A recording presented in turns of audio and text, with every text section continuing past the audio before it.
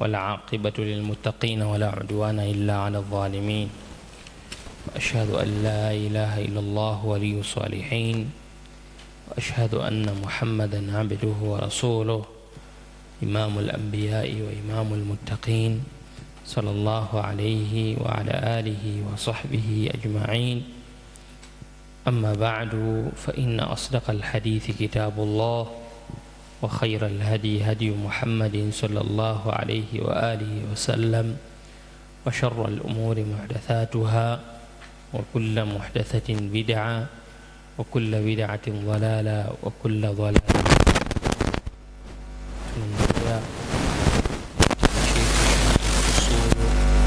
في سيرة الرسول صلى الله عليه وآله وسلم، كتاب الإمام ابن كثير رحمه الله تعالى.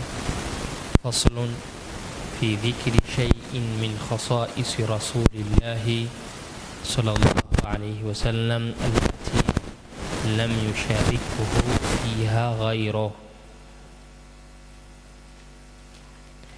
فصل في ذكر شيء، katika kutaja kitu min khasaisi rasulillahi, katika mambo mahususi special maalumu ya mtume sallallahu alaihi wasallam.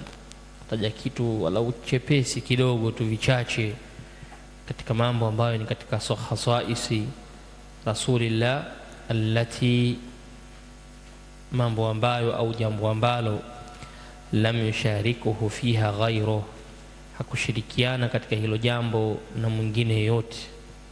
Lam yusharikuhu ghayrahu, hakushirikiana na hilo jambo na mtu yoyote sallallahu alayhi wasallam. Na hili jambo ni mahususi na ni maalumu kwake yeye alayhi salatu wasalam. Qala nasima wa qad akthara ashabuna wa ghayruhum, na kwa hakika wamekithirisha kwa wingi ashabuna, jamaa zetu, wa ghayruhum, na wengineo, min dhikri hadha alfasli, katika kutaja hichi kipengele, katika kutaja hichi kipengele, fi awaili kutubi nikahi, mwanzoni mwa vitabu vya ndoa, min musannafatihim, katika vitabu vyao walivyovitunga, kikusudia watu waliopo kwenye madhehebu ya Imam Shafi, wengi wao mwanzoni wa vitabu vya nikah utakuta wanalitaja hili jambo la katika khasaisun nabii alayhi salatu wasalam kwa wingi, taasiyan, kwa lengo la kujiliwaza, kwa lengo la kupata kheri, bil imam, kwa Imam Abi Abdillah sahibu almadhhabi ay ash-Shafi'i. Imam Shafi naye kwenye kitabu vyake mwanzoni utakuta kwenye kitabu nikaha amekuwa akianza kuzungumzia khasaisu, mambo maalumu ya mtume alayhi salatu wasalam. Fa innahu dhakara tarafan min dhalika hunalik, fa innahu, kwa hakika yake yeye Imam Shafi, dhakara tarafan, ametaja sehemu ndogo, min dhalika, ya mambo hayo, hunalika, kwenye hivyo vitabu au kwenye kitabu chake. Wahaka as-Saymari, na ameelezea as-Saymari, an Abi Ali ibn Khayrad, annahu, kwamba yeye huyu Abu Ali ibn Khayran, manaa au munia min al-kalami fi khasaisi rasulillah, au manaa min al-kalami fi khasaisi rasulillah, alizuia kuzungumza katika khasaisi ya mtume, fi ahkami nikah, zile hukumu za ndoa yeye alikataa, alizuia kuyaandika maneno yanayohusiana na khasais za mtume sallallahu alaihi wasallam kwenye milango au kwenye mlango wa ndoa. Wakadha fil imamati, na vile vile kwenye mambo ya uongozi. Wa wajhuhu, na mtazamo yake, anna dhalika, kwamba jambo hilo qad inqadha, lishaisha, mambo ya khasais ya mtume yashaisha. Fala amala yataallaq bih, hakuna amali yoyote inayofungamana na jambo hilo. Kwenye kitabu cha nikaha ukaanza ukasema mtume alikuwa na jambo hili hapa mahususi, mtume alikuwa na mambo haya mahususi, mambo haya maalum, mambo haya maalum. Wewe muumini wa sasa hivi ukijua hivyo, hilo unalifanyiaje kazi? Ushajua tu basi, lakini kwenye amali zako za kila siku huwezi kulifanyia kazi. Kwa hiyo huyu Abu Ali ibn Khayran yeye alizuia kabisa, akasema hapana, siandiki wala si sawa mtu kuandika kwenye vitabu vya nikaha mwanzoni kitabu imama kwanza kuandika khasaisul nabii sallallahu alaihi wasallam. Anasema walaysa fihi, anasema pia hakuna ndani yake min daqiqi alilmi, elimu ya ndani kabisa, hakuna yote, hakuna ma yaqa'u bihi tadrib, elimu ambayo pataingia ndani yake mazoezi kuifanyia kazi, hakuna. Kwa kitaja tu mtume alikuwa na mambo yake haya maalumu, mambo yake haya maalum, ndio imeishia hivyo. Lakini wewe muumini wa kawaida huwezi ukafanya tadarubu kwenye hayo maswala kwa kitu chochote. Fala wajha litadhi'i zaman, anasema hakuna wajhi, mtazamo wote, wala hakuna sababu yoyote litadhi'i zamani, kupoteza muda, birajmi dhununi fihi, kwa kurusha dhanna kwenye hayo mambo ya hivyo. Ukasirusha dhanna ukazipeleka huko ukawa unajifundisha mambo mahususi ya mtume, hali ya kuwa mtume hayo mambo alayhi salatu wasalam hayato yalishapita, yashamalizika. Qala Sheikh Abu Amr ibn Salah, yasema Imam Ibn Salah, baada hikayatihi dhalika, baada ya kuelezea hili jambo alilolitaja Abu Ali ibn Khayran, akasema wa hadha gharibun malih, hili jambo ni gharibu lakini nzuri fulani, nzuri malih, wallahu a'lam. وقال إمام الحرمين، نبي مسمى الإمام الحرمين، كمسكين الإمام الحرمين منك الجويني الشافعي، كسكين متى إمام الحرمين أنا يقصدي وهابني الإمام الجويني. الإمام الجويني رحمه الله تعالى kwenye milango ya vitabu vya aqida anatajwa huyu kwa baadhi ya mambo. Imam al-Juwayni anatajwa kwenye baadhi ya mambo,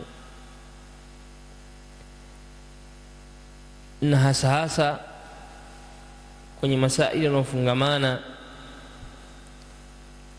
na uluwullahi, na ujua Allah subhanahu wa ta'ala. Al-Juwayni anatajwa ana baadhi ya misimamo kwenye kipengele hichi cha ujua Allah subhanahu wa ta'ala. Ana msemo wake maalum, alikuwa na msemo fulani akiutajataja mara kwa mara, kwa sababu yeye alikuwa kana kwamba anakataa ujua Allah subhanahu wa ta'ala. Nilipokuwa akisomesha akisema hilo, faqama al-a'rabi, akasema mmoja katika watu vijijini, maamuma tu, maawam, akamwambia ya sheikh, ma hadha at-takallufu alladhi yatakallafu bihi al-muslim, ni kwa nini inamlazimu sana muislamu na anajilazimisha sana muislamu kunyanyua mikono yake juu? Yani kuna sababu gani ambayo inamkalifisha huyo muislamu akitaka kuomba dua, yani itakufanya ewe Mola wangu, ewe Mola? Kwa nini hii takalluf? Yani hii kwa nini kujilazimisha kwa namna hii kuwepo na hali ya kuwa Allah hayupo juu? Kwa hoja yako wewe sana kuuliza wewe Imam al-Juwayni. Kana manaswara tutawaona hivi, waislamu tutaona hivi, mayahudi tutaona hivi, waislamu wa kawaida wanafanya hivi, waislamu wenye ilmu kitaka kuomba dua au nashukuru Mola wangu, nashukuru, ahsante. Kwa nini sasa hali inakuwa hivyo binadamu kila kitu na wao nasema kwamba Allah yupo? Al-Imam al-Juwayni huyu akasema maneno nimeyasahau kidogo, lakini yalikuwa na maana hayyarani kadha, ameniaibisha huyu. Yani kuna maneno mwisho ya hayyarani kadha, kuna maneno mbele yalifuata alisema hivi kwamba huyu ameniaibisha, ameniaibisha kwenye hili, kaniaibisha mbele za watu, kuonyesha kwamba hakuna haja ya kukataza watu au kuambia watu Allah yupo juu. Hakuna lazima huo, kwa sababu maumbile yao yote na wataka wamuombe.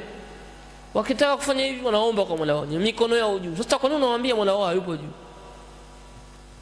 Kwa Imam al-Juwayni wal Haramain qala al-muhaqqiqun, Al-Imam al-Juwayni anasema na walisema wahakiki, wa dhikru al-khilafi fi masail al-khasa'is, na kutaja khilafu fi masail al-khasa'is, katika haya mambo special ya mtume, khabtun la faidata fi, ni mchanganyo usiokuwa na faida, ni kujivuruga vuruga kusiokuwa na faida ndani yake. Tunataja khilafu za wanachuoni kwenye sala hili, wanachuoni wametofautiana katika khasaisi mtume au sio khasaisi lake. Huku ni khabtun la faidata fi, ni kujivuruga kusiokuwa na faida. Fa innahu, kwa sababu la yataallaqu bihi hukma najizin, kwenye hilo hapafungamani na hukumu yoyote najizin, ya kufanyiwa kazi. Haipo, hakuna hukumu yoyote itakayofanywa kazi kwenye masala hayo. Tamassul hajati ilayhi, inayopelekea haja sana kufanywa kazi, hakuna. Ukiyataja mambo maalum ya mtume, hakuna hukumu yoyote itakayofanywa kazi hapo. Tamassul hajati ilayhi, yani hukumu ya lazima sana, kuna haja sana, hakuna itakayopatikana na hukumu yote hapo ya lazima, hakuna. Wa inma yajri al-khilafu, na kwa hakika si vinginevyo inatembea khilafu, fi ma la najidu buddan, kwenye yale ambayo la najidu, hatupati, buddan, ulazima, min ithbati hukmi fihi, katika kuthibitisha hukumu ndani yake. Hii khilafu inapatikana kwenye yale mambo ambayo sisi hatupati, hatukosi ulazima, au la najidu, hatupati, buddan, ulazima, min ithbati hukmi fihi, katika kuthibitisha hukumu ndani yake. Huko ndo hukumu khilafu inapita.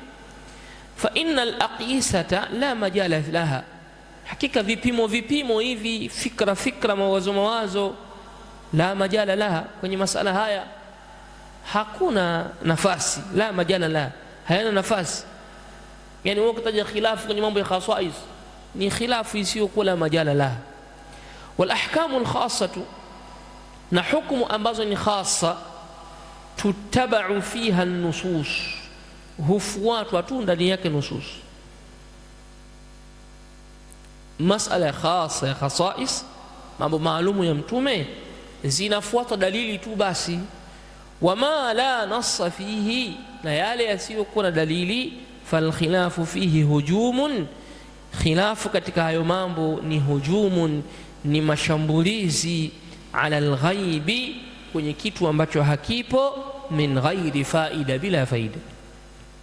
Kitu hakina nas, kitu hakina dalili, halafu wewe unataja khilafu, umetofautiana, huko ni kushambulia kwenye kitu ambacho hakipo, tena kisicho na faida.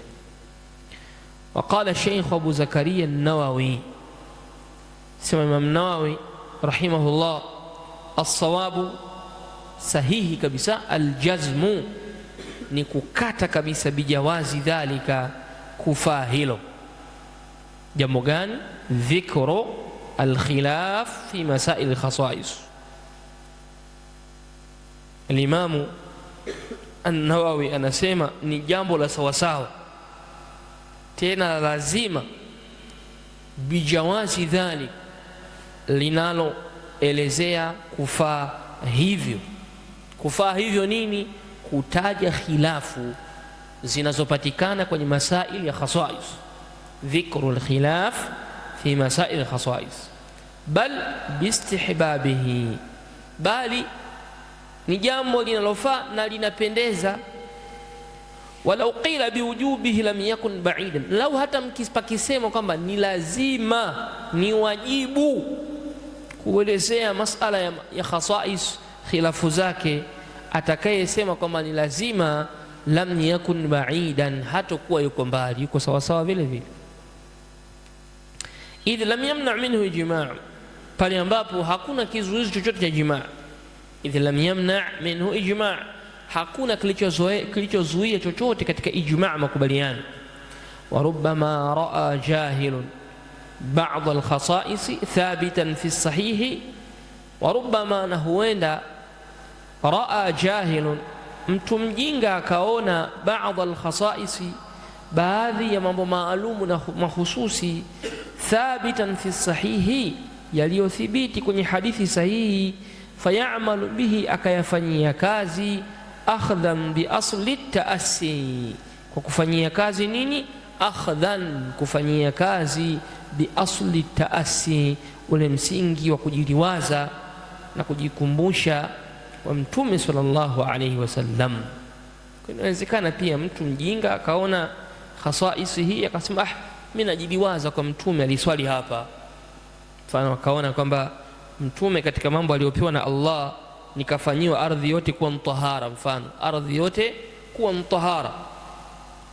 Kwa hiyo mtu akaona, mimi bwana, acha niswalie chini kwenye mchanga kabisa, taasi alinabii sallallahu alayhi wasallam, kwa kujiliwaza kwa kumfuata Mtume alayhi salatu wasallam. Fawajaba bayanuha litu'rafa, basi inawajibika kuyabainisha, litu'rafa, yajulikanwe mambo maalumu ya Mtume. Fala yusharikuhu fiha, hashirikiani kwenye hayo mambo ndani yake. Wa ayu faidatin a'dham min hadha, na ni ipi faida kubwa kuliko hii? Faida ya kwamba mimi nafanya taasi bin nabii, lakini pia ninataka niyajue, kwa sababu ni mambo ambayo hashirikiani Mtume na kiumbe chochote, ni yeye peke yake. Ipi faida kubwa kuliko hii? Wa amma ma yaqa'u fi athna'i al-khasa'is, ama kuhusiana yale ambayo ma yaqa'u, yanayotokea, yanayoingia, fi athna'i al-khasa'is, katikati ya khasa'is, mimma la faidata fihi al-yawm, katika yale ambayo leo hii hayana faida, faqalilun jidda, ayo ni machache sana. La takhlu abwab al-fiqh, haiepukani milango ya fiqhi, an mithlihi, mfano wa hivyo, litadarrubi, kwa lengo la mazoezi, wa maarifati al-adillati, na kujua dalili. Kwa hiyo natuonyesha ya kwamba yale ambayo yanayoweza kutokea katikati ya khasaisi, mambo special, yani katika mambo ambayo hakuna faida ndani yake leo hii, na ni machache sana. Na hayo mambo yalivyokuwa machache, huwezi ukaukosa mlango wa fiqhi isipokuwa umeyataja hayo mfano wake. Wa amma jumhurul ashabi, ama wengi katika masahaba au jamaa Shafi'ia, falam yu'arriju ala ma dhakarahu ibn Khayran, hawakuya patiliza ala ma dhakarahu ibn Khayran, yale aliyotaja Ibn Khayrani ya kukataza kuzungumzia khasaisu Rasulillah katika ahkam za ndoa, bali hawakuyapatiliza aliyoyataja wa Imam al-Haramain na aliyoyataja al-Juwaini kuhusiana kwamba kutaja khilafu zilizopo katika masaili khasaisu ni khabtun la faidata fihi, bal dhakaru, bali wengi katika majamaa, katika watu wa Kishafii, dhakaru, wametaja dhalika mustaqsa li ziyadati al-ilm, kwamba hicho ni kitendo ambacho ni mustaqsa,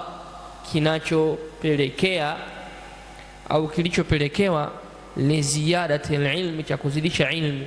Yani ni kitu kinachopelekewa kwa umbali sana, maana aqsa maana ni mbali, li ziyadati al-ilmi, ya kuzidisha elimu. لا سيما الإمام أبو العباس أحمد بن أبي أحمد بن القاص الطبري صاحب كتاب التلخيص. حصاصه إمام الطبري صاحب كتاب التلخيص أنا ونليه.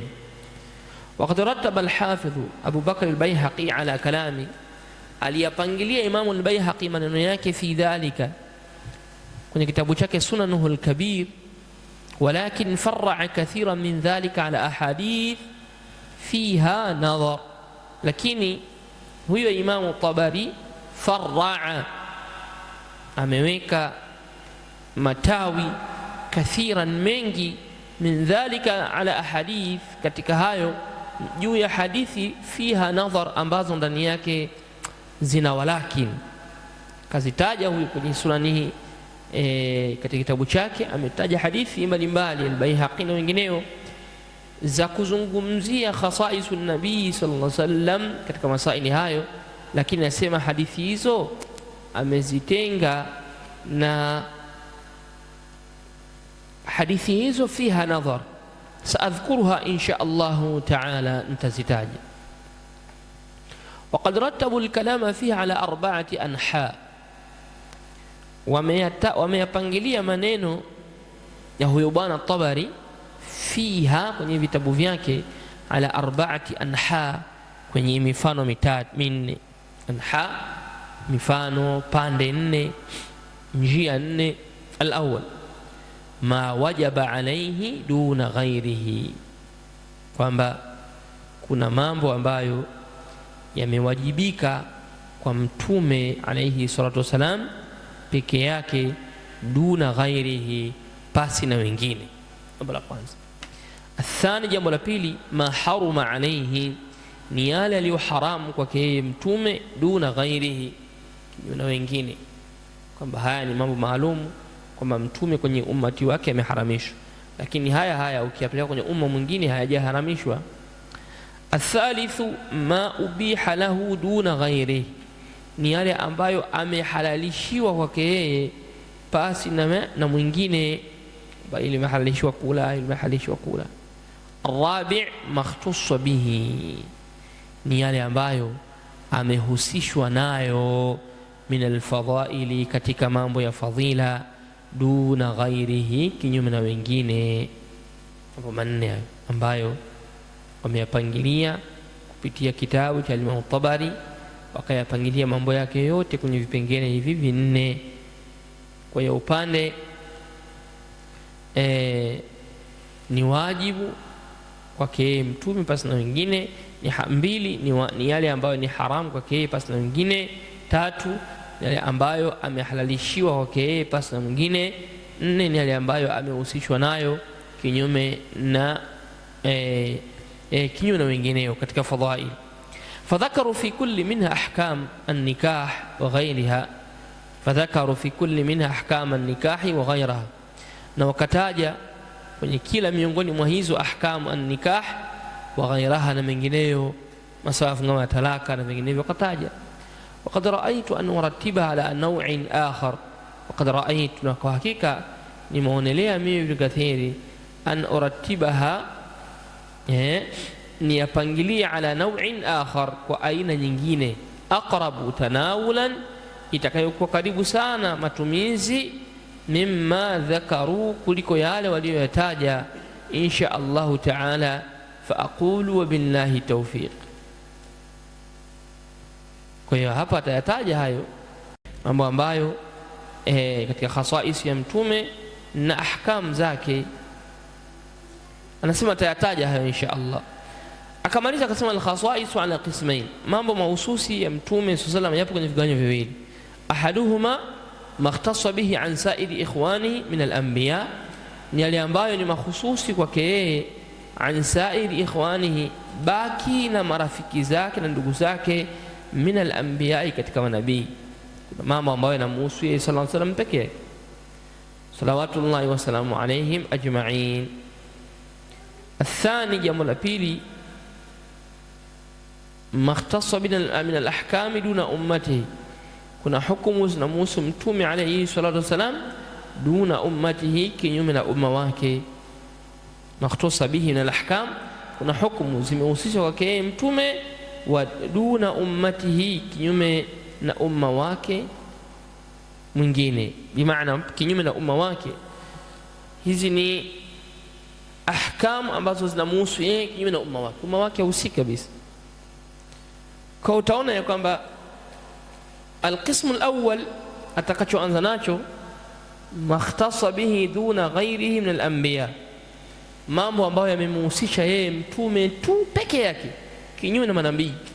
Amma alqismu alawwal, amma kigawanyo cha kwanza, fa fi sahihaini, kwenye sahihi mbili, an Jabir ibn Abdullah radhiyallahu anhu ibn Amri ibn Haram al-Ansari radhiyallahu anhuma qala, Jabir anasema qala Rasulullah sallallahu alayhi wasallam, tumekasema u'titu khamsan, nimepewa mambo matano, lam yu'tahunna ahadun, hajapewa yoyote, min al-anbiya qabli, katika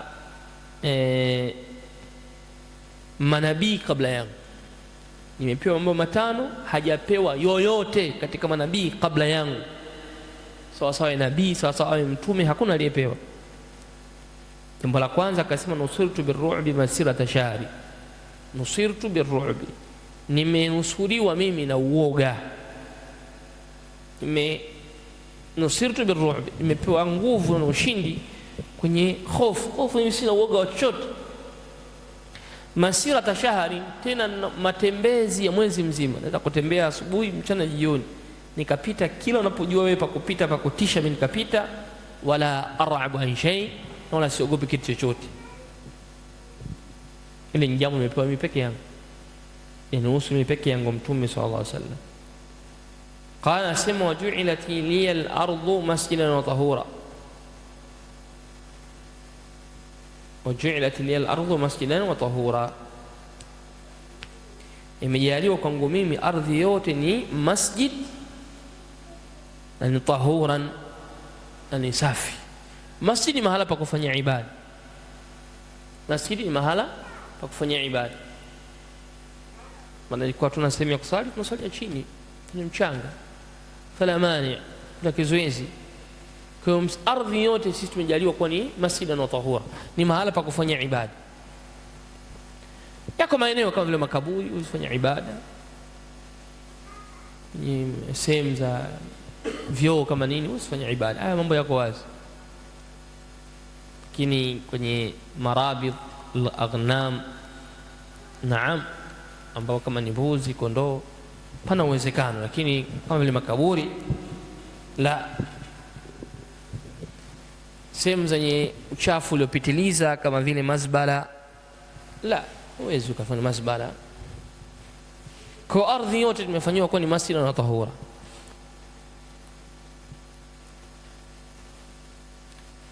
Na neno masjidan ukiliangalia lilivyokaa ni maf'il, masjidan maf'ilan, na wazni wa maf'ilan unashamili baina dharfu zaman wa dharfu al-makan, dharfu zaman wa dharfu al-makan. مسجدا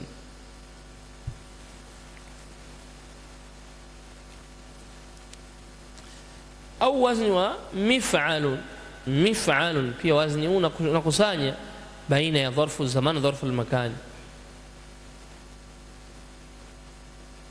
Wa masjidan wa maf'ilan. Sasa ukichukua masjidan unaona inasilihi kuwa ni sehemu ya kufanya ibada, ay makan au makanu sujud, makan as-sujud, sehemu ya kusujudia, sehemu ya kusujudia kufanya ibada. Au ile baitu murabba, nyumba yenye jengo la pande nne, murabba, naam. Lakini pia inaweza ikawa ni a'dha'u sujud, kwa ni vitu vya kusujudia, vile viungo vya kusujudia, lakini ukawa pia ni au ni nyakati za kufanyia ibada, nyakati. Lakini kwenye nyakati lazima pawe na vitu vingine vinavyopelekea kuonyesha kama masjid nikawa ni nyakati, pale pana vitu vingine fulani katika maelezo. Kwa hiyo hapa itakuwa ni dharfu al-makani peke yake, Hii itakuwa ni dharfu al-makan pekee, ndio inavyomaanisha, kwa maana ya kwamba ni mahala pa kusujudia. Pia tumefanyiwa sisi katika umma wetu kuwa ni masjidan wa tahura. Fa ayyuma rajulin min ummati, mtu yoyote katika umma wangu, adrakatuhu salata, itamdiriki swala, falyusalli, asali wote pale, hata kwenye safina, kwenye meli swali. Wa uhillat li alghanaim, katika mambo special nimehalishwa mimi ngawira, mali zinazotolewa kwenye vita. Walam tahilla li ahadin qabli, na hazijawa halali kwa yoyote kabla yangu. Wa u'titu ash-shafa'ata, na nimepewa uombezi na Imam Muhammad bin Abdul Wahhab rahimahullah ta'ala, ni kitabu chake, kitabu Tauhidi, ametaja shafa'a ziko 12. Shafa'a zipo 12 uombezi, na uombezi wa mwisho ni wa Mtume sallallahu alaihi wasallam kumwombea ammi yake Abu Talib, an yukhaffifa Allahu al-adhab, Allah ampunguzie adhab. Ndio shafa'a, uombezi. Qala sema, wa kana an-nabiyyu, na alikuwa nabii katika waliotangulia, yub'athu ila qaumihi khassa, hupelekwa kwenye watu wake maalumu. Nabii yote hupelekwa kwa watu wake khassa. Bana wewe walingania hawa watu hapa, wawe ni watu wa hapa tu, watu wa maeneo haya Israeli haya. Wa bu'ithtu ila an-nasi 'amma, na nimetumwa mimi kwa watu wote, sallallahu alayhi wasallam.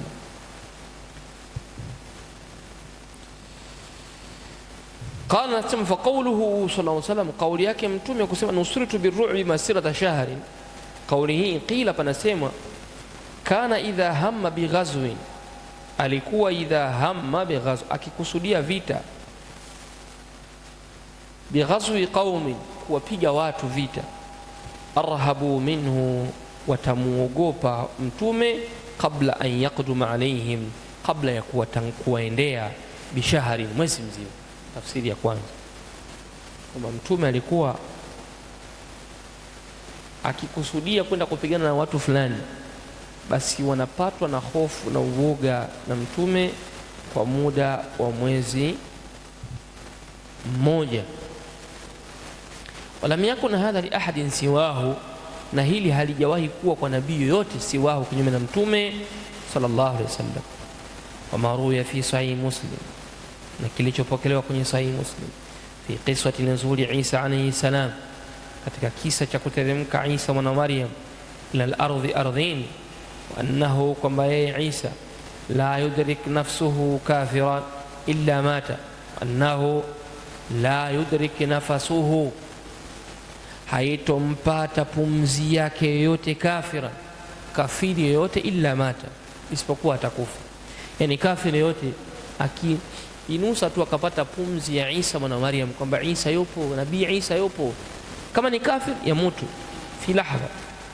Wa nafasuhu yantahi haythu yantahi basaru, na pumzi yake na Isa mwana Maryam yantahi, inaisha, ina kikomo chake, haithu yantahi basaruhu, ni pale macho yake yanapoishia,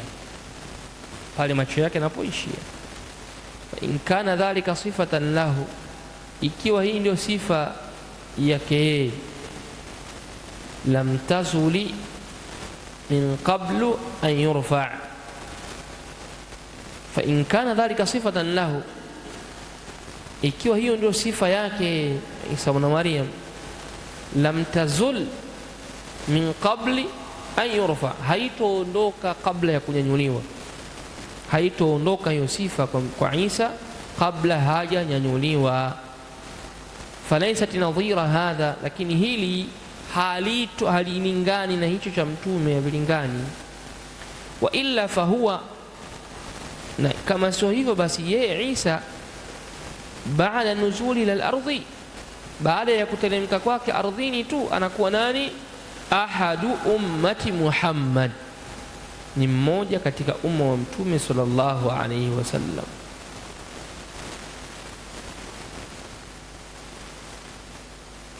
Ni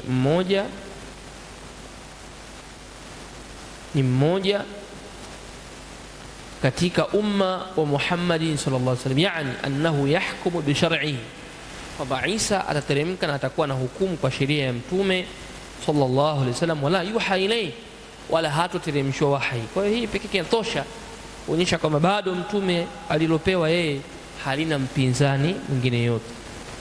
Bikhilafiha wallahu ta'ala a'lam.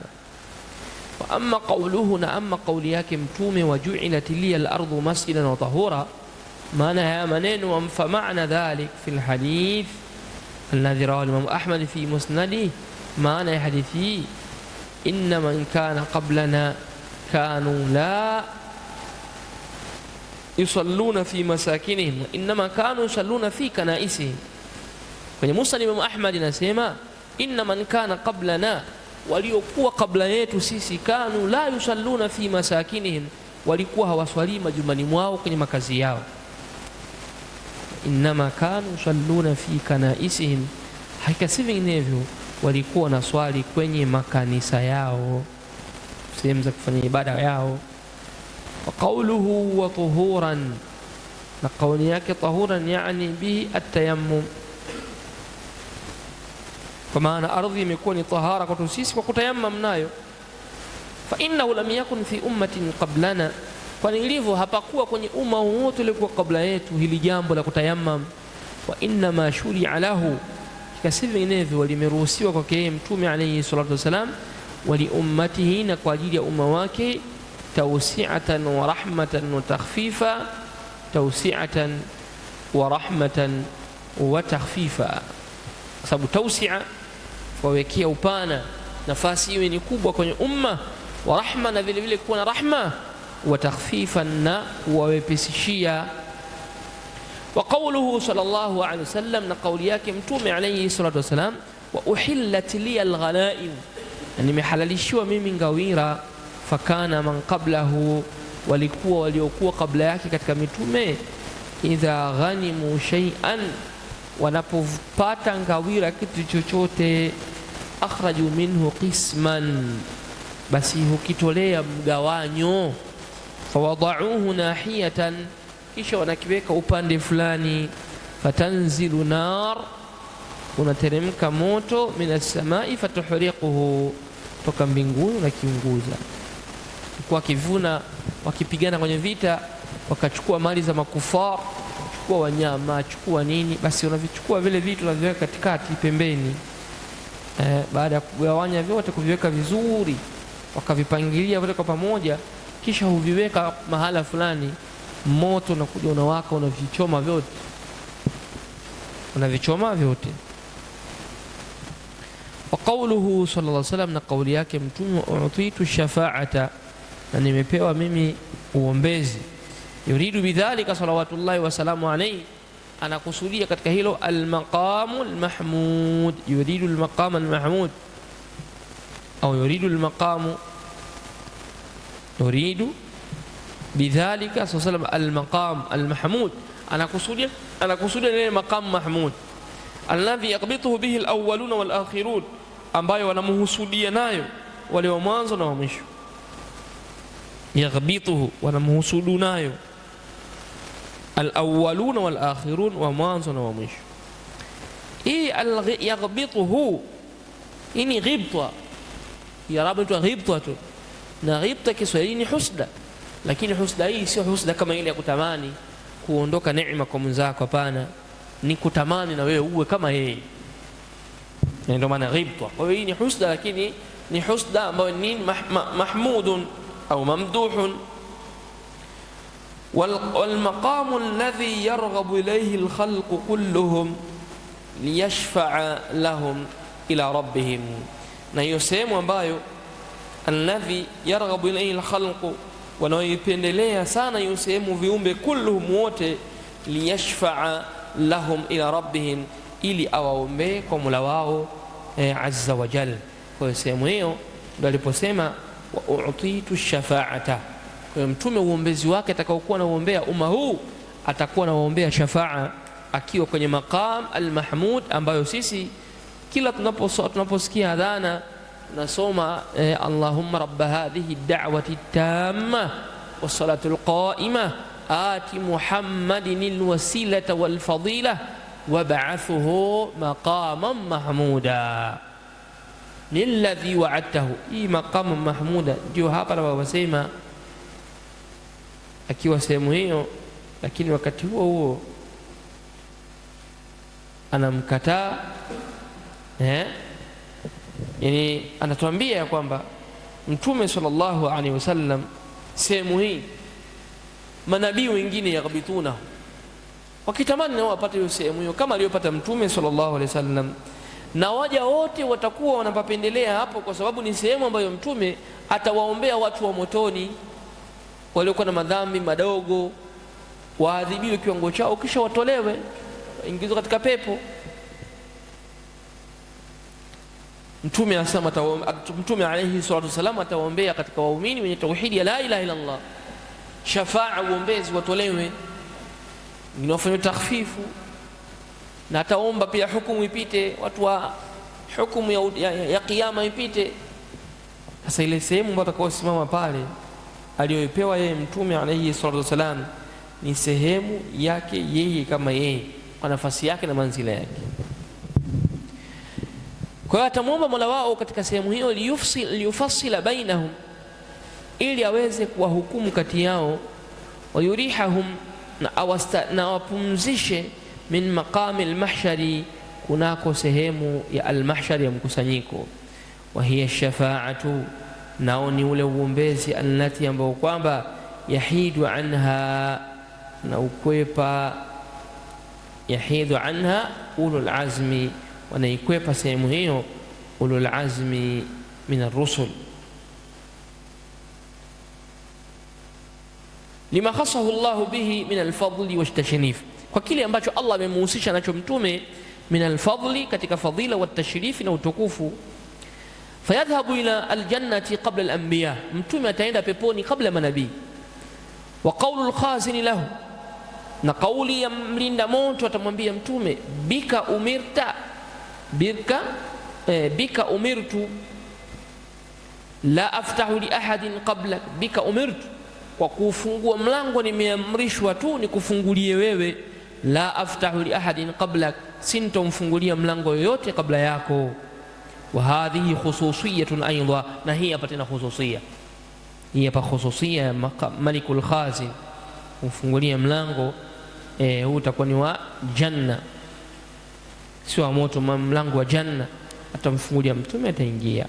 Laysat illa lahu min albashar kafa, hakuna khasais hii isipokuwa lahu, kwake Mtume, min albashari kafa, katika viumbe wote hii ndio inamuhusu peke yake, ndio atakuwa wa kwanza kufunguliwa milango ya peponi sallallahu alaihi wasallam.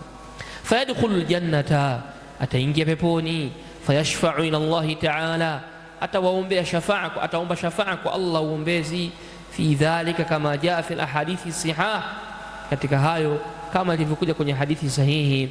Wa hadhihi hiya shafaatu alula, na huu ndo uombezi wa mwanzo, allati ambao kwamba yakhtasu biha, anajihusisha nao Mtume, duna ghairihi min arrusuli, kinyume na wengine katika mitume.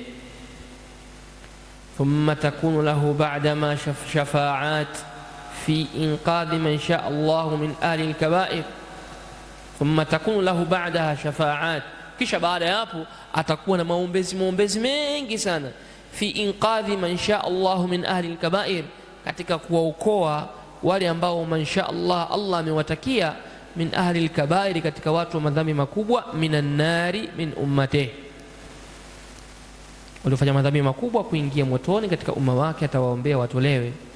Walakin ar-rusul, lakini mitume, yusharikunahu fi hadhihi shafaa, kwenye hii shafaa ya kuombea watu wasiingie motoni, katika watu madhambi wasikae motoni milele, atashirikiana nao mitume wengine. Fayashfauna fi usati umamihim, watawaombea msamaha, watawaombea shafaa fi usati umamihim, katika wafanya usafi wa umma wao. Hii katika mauswat, afwan, katika mauswat min umamihim, katika umma wao, yani manabii. Nabiullah Nuhu atawaombea shafaa umma wake wanaoingia motoni katika mauswat. Nabiullah Ibrahim, Nabiullah Saleh, Nabiullah Shuaib, kila nabii atawaombea mauswati katika umma wake watolewe katika moto. Akamaliza akasema pia vile vile wakadhalika almalaika, na vile vile malaika nao wataombea watu shafaa, bal walmu'minun, bali waumini pia wataombea watu shafaa, kama fi sahih min hadithi Abi Hurairah wa Abi Sa'id, katika vile kwenye hadithi Abi Hurairah na hadithi Abi Sa'id. Fayaqulu Allah ta'ala, atasema Allah, shafa'atil malaika, wameomba shafaa malaika, wa shafa'a an-nabiyun, na wameomba shafaa manabii, wa shafa'a al-mu'minun, na wameomba shafaa waumini, walam yabqa illa arhamur rahimin, arhamur rahimin, na hakubakia isipokuwa mwingi wa kurehemu na mwenye kuwaonea watu huruma, ambaye ni Allah pekee yake. Malaika, mitume, manabii, waumini wote wanaomba shafaa shafaa shafaa shafaa, kisha tabakie mwenyewe subhanahu wa ta'ala. Wa dhakara alhadith wa qad istaqsa hadhihi shafaat al-imam, na kwa hakika ameiweka mbali, ameitamka kwa umbali sana hizi shafaati al-Imam Abu Bakr ibn Khuzaimah fi akhir kitab at-Tauhid. Istaqsa yani maana yake jaalaha ba'idan, amezifanya ziko mbali sana.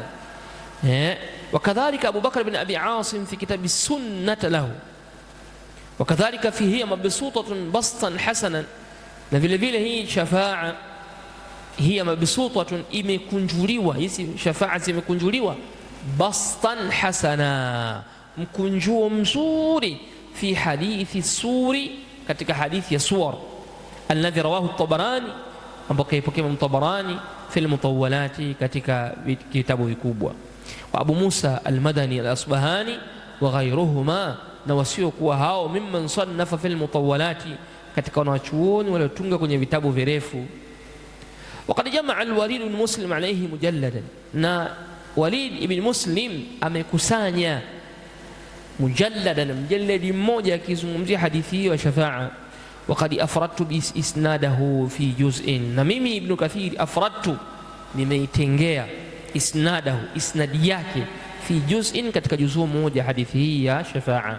Fa amma riwayatu ashabi al-kutubi sunna au sita, ama riwaya zilizokuja kutoka kwa wanawachuoni wa vitabu sita, kasahihain wa ghayrihima, kama vile Sahih Bukhari na Muslim na vinginevyo, fa innahu kathiran ma yaqa'u indahum ikhtisar fi alhadith, mara nyingi, fa innahu, kama ilivyo, kathiran ma yaqa'u indahum, mara nyingi kinachotokea kwa wao, ikhtisar fi alhadith, wao wanafupisha hadithi, au taqdim au taakhir, au wanatanguliza na kuchelewesha. Wayadhharu dhalika liman taammalahu, na haya atayaona yule ambaye yatamdhihirikia yule ambaye taammalahu, ameyazingatia. Wallahu a'lam. Kwa ala kulli hali, al-Imam Ibn Kathir rahimahullahu ta'ala amefungua mlango mrefu kuzungumzia hadithi ya shafaa, uombezi. Wa nahnu nu'minu bishafaati, na sisi ahli sunna tunaamini shafaa, uombezi upo, na uombezi wa chini kabisa ni Mtume sallallahu alaihi wasallam apunguziwe nini? Adhabu ya moto. Kafir ni kafiri, ingizwa motoni, Mtume ataenda kumuombea msamaha ammi yake apunguziwe adhabu za moto, na hiyo ndio adna adhabu ahli an-nar, ndogo, adna adhabi ahli an-nar, ndogo ya adhabu ya watu wa motoni. Nayo ni ipi? Ni mtu kuvalishwa viatu kwenye miguu, watakaovalishwa nani? Abu Talib, viatu, kisha vile viatu vitakuwa vinawaka moto vile, ule moto, lile fukuto lake linapanda kwenye miguu, linakwenda kwenye tumbo, mpaka likifika kichwani huku, ule ubongo, yaghli minhu dimaghu, unatokota ule ubongo. Hiyo ndo adhabu ya chini ya watu wa motoni. Kiatu kile atapewa Abu Talib, kitakuwa kinamtokotesha nini? Ubongo wa kichwani unatokota kama vile unaiva vile. Hiyo shafaa ya Mtume. Ndio maana katika hadithi Anas kama sikosea, anasema Mtume sallallahu alayhi wasallam anasema walaula anni, na lau sio mimi Mtume sallallahu alayhi wasallam kunako huyo ammi yangu, lakana fi darki al-asfali minan nar, angelikuwa kwenye tabaka la chini kabisa la moto, angelikuwa kwenye tabaka la chini kabisa la moto. Lakini Mtume atamwambia shafaa. Kuna shafaa ya watoto kuombea baba zao, kuna shafaa za ahlul Qur'an, shafaa ziko nyingi sana, uombezi يوم القيامة.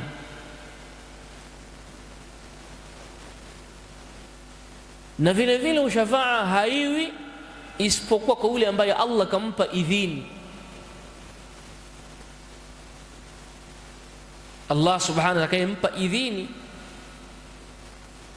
shafaa ndio inampitikia kwake yeye, ataruhusiwa. Kwa yule ambaye hatopewa idhini na Allah subhanahu wa ta'ala, hawezi kumfanyia shafaa mtu yote, uombezi hawezi kumfanyia mtu yote, sio jini wala malaika wala nabii wala nani.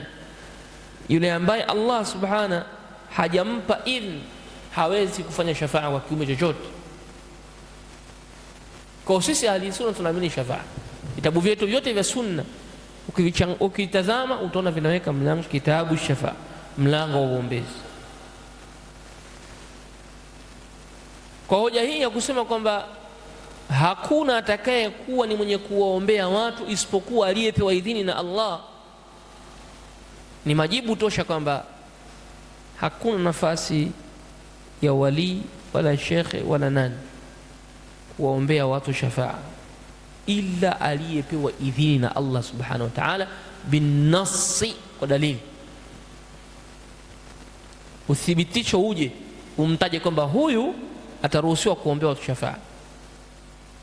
Kinyume na hivyo hakuna. Ndio maana anasema yule sufi kwenye alfuyudhat ar-rabbaniya bilmaathir wal awrad al-qadiriyya, anasema muridi tamassak bi wa kun bi wathiqan, ewe muridi wangu. Muridi ni wale wafuasi wake, wale muridi, muridi tamassak bi wa kun bi wathiqan, muridi wangu shikamaneni na mimi na muwe kwangu mimi ni mna uhakika, mna yaqini. Ahmikum binari jahannam, niweze kukingeni na moto wa jahannam. Shekhe anakukinga na moto wa jahannam. Shekhe akimuridi akikadiria anaweza kukinga na moto wa jahannam. Kwa hiyo anawaambia muridi wake washikamane na yeye. Sasa kipengele cha mwisho, lakini maana hicho kipengele cha mwisho atakuwa ni mwenye kukupingeni, atakuwa ni mwenye kukingeni na kukuhamini nyinyi msiguswe na moto wa jahannam. Kadhibu, ni urongo. Shafaa, Allah atakayempa shafaa ndo atawaombea hakina fulani fulani fulani ndo ingie peponi. Sheikh hawezi kukuombea usiingie motoni. Yeye mwenyewe likulli mri'in minhum yawma idhin sha'nu yughni idh tabarra alladhina tubi'u min alladhina taba'u wa ra'aw al'adhaba wa taqatta'at bihim al-asbab. Siku hiyo ya kiyama wale waliokuwa wanafuatwa watawakimbia wafuasi wao. Allah anasema wa taqatta'at bihim al-asbab, na udugu na urafiki wa karibu utakatika. Muridi kwenye fudhat rabbani anasema shikamana na mimi na uwe unaniamini kwa yakini, mimi nitakuhami wewe na moto wa jahannam. Naam, yani moto wa jahannam ukifika mimi nitakukinga usiingie. Anaweza kukwambia majazi hapo kwamba mimi nitakufundisha njia za kutokuingia motoni. Mimi nitakufundisha njia za kutokwenda motoni. La, huwezi kuzungumza ibara namna hii. Huwezi kuzungumza kwenye ibara namna hii kwenye mazingira kama haya. Sababu sisi tumeambiwa tushikamane na Allah subhanahu wa ta'ala. In yamsaska Allahu bidhurrin fala kashifa lahu illa hu. Sio muridi sasa. sio murid. Kwa hiyo sisi shafa'a tunaamini, uombezi kwetu sisi tunaamini kwa ule ambao umethibiti bin nas na umetajwa kwa dalili za wazi, na tunaamini kama shafa'a haiwi illa liman adhina lahu arrahman, isipokuwa kwa yule ambaye Allah amempa idhini na ruhusa, ndio ataruhusiwa kuwa ni mwenye kuombea watu wengine. Kinyume na hivyo hakuna. Wallahu tabaraka wa taala alam, wa sallallahu nabiyina Muhammadin wa ala alihi wa sahbihi ajma'in, walhamdulillahi rabbil alamin.